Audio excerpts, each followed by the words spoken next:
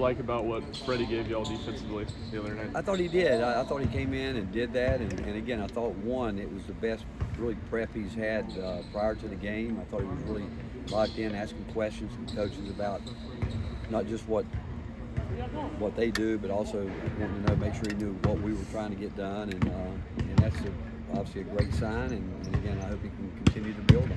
What's his next step in his progression? Just to build consistency. That's what it is. Being consistent and with every player, it's all about trust, earning trust, and know what when you put someone out there, you really have a pretty good idea of what you're going to get. Coach, you talked about consistency, and you mentioned a little bit after the game the other night. And I don't mean to harp on these guys, but with Josiah and Santi, our perspective on the road, how tough is it for you guys? It's tough, but again, consistency comes in a lot of different shapes and forms, and it's just details. It's getting down to games, whether you're defensively, you could be a step really that far. How do you gap? Be that far away from the guy when you don't block him out. You can be that far away from when you should get a rebound. You should have. It's all about details and competing but again, we need everybody. I mean, there's so much balance in the country that again, we've seen that all year, really from the beginning of the year. That on any given night anybody can win, but again, we need those guys to do what we know they're capable of doing. You talked about the arm bar the other night. You see anything else on film that can maybe help Jonas until they have to do that. They were just giving into it. I think they were worried so much about him spinning off that they know that he loves to go baseline, and I think they were too conscious of that. But when he kept getting back inside him, they were giving up an angle for him. Can't do.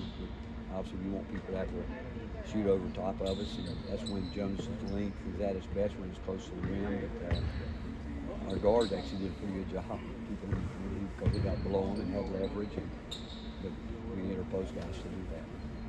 Where does this team still need to improve on the road? I don't care we're at home or on the road. I don't think that matters. It's about winning, and it's about you're going to be in close games, whether you're here on the road, and you've got to execute.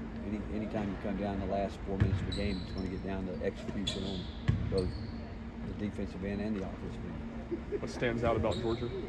Well, one, they've got to be a confident team, obviously. They've won 10 in a row. They're off to a great start, shoot the ball well. I think they really have gelled in the fact that they know exactly how they want to play.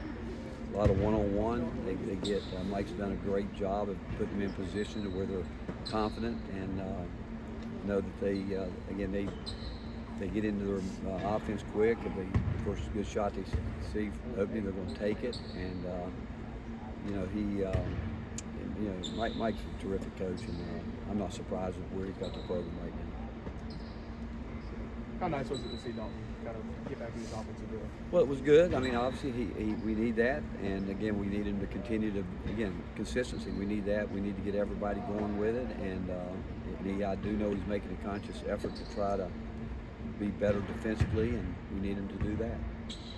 Chris, how do you balance how well Zakai's playing versus trying not to play him 35, 37 minutes a night? It's tough. I mean, it really is because, you go into every game with a plan, and it goes back. You feel like you want to put the ball inside, but you put it there. Then guys are getting stripped. You're not getting that, so now you have to go a different way. And Zakai was really the only guy the other night creating any foul situations, picking up fouls.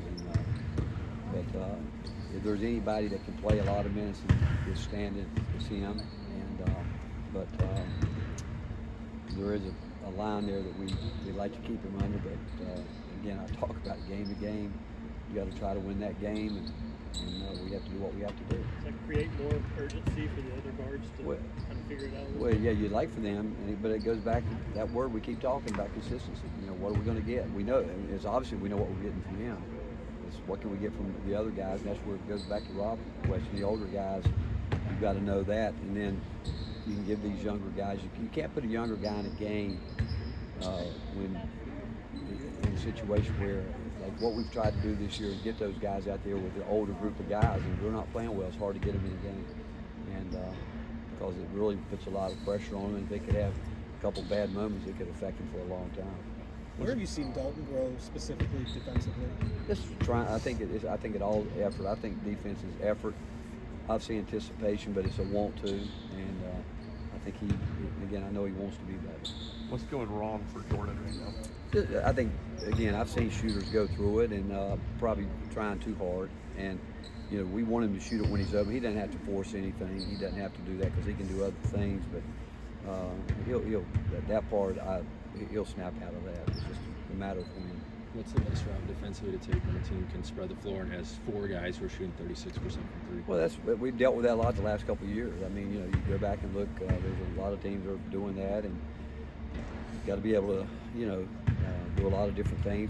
You know, they're against pressure. They get into a quick ball screen a lot, and they spread you out, and they've got guys that are going to shoot the ball when they're open, and it's tough. You got to do a lot of multiple things. You got to handle the action at the ball, but you got to have those guys on the backside ready to rotate and try to keep the ball in front of them. Coach, with as much as you got out of the press the other night, you think about making it more than just a wrinkle, or is that just No, we try. We go at 24. I mean, we can do it. You know, it depends. I mean, again, every game you take on his personality with it. I mean, if you do it all the time, people. I mean, I can tell you when we played against pressing teams, normally we'd try to press them back, but when you know it's coming all the time, you can deal with it. Like we knew they were going to go out another 2-2-1, but and again, it didn't affect us at all because it's there. We like the element of surprise, we do, but and we really leave it up to our players. They know if they think they can get a shot at to go run and trap, they can. But again, all year we want to be a team that can play 94 feet. How does players like Toby Walker and Jonas Adu, your bigs, keep from fouling and staying on the floor? Well, again, that's doing your work early normally.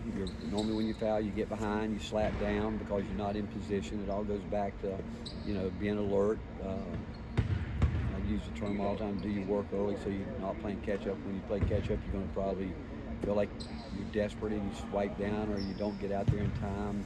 You hit somebody, hip check them, whatever it may be, and it's just alertness and it's, again, it's attention to detail. Those issues against Tolu, were those issues earlier in the season when you were facing Kansas, Purdue, and North Carolina? They're all different. I mean, again, all good post players know where they want the ball, and they know where they want to get it. And that's what I've told our guys. I don't care if it's Edie, Baycott, Tulu. They know where they want the ball, and they don't settle. And that's where he knows he's. Other than his dunk, I think he scored every bucket below the rim because he knows how to angle. He knows he gets you where he wants to get you to start with, and he fights for his space. And that's why any low post player that's good, he knows where he wants it. If he doesn't get it there, he's going to find a way to get it there. He's not just going to settle. And those guys, any good low post player is good because they know where they want the ball and where they have to be. Anything else?